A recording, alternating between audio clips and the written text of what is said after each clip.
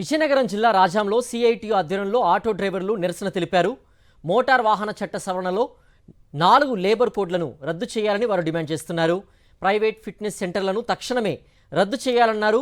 Free bus పథకం వల్ల తమ జీవనోపాధి దెబ్బతిందని ఆటో డ్రైవర్లందరికీ నెలకు 10,000 రూపాయలు అందించాలని విజ్ఞప్తి చేశారు.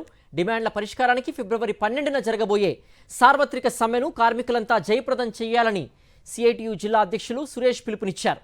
అనంతరం సమ్మెకు సంబంధించిన పోస్టర్లను ఆవిష్కరించారు.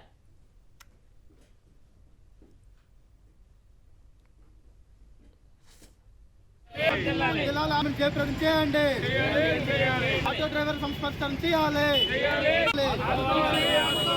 ప్రభుత్వం ఆటో డ్రైవర్ బోర్డు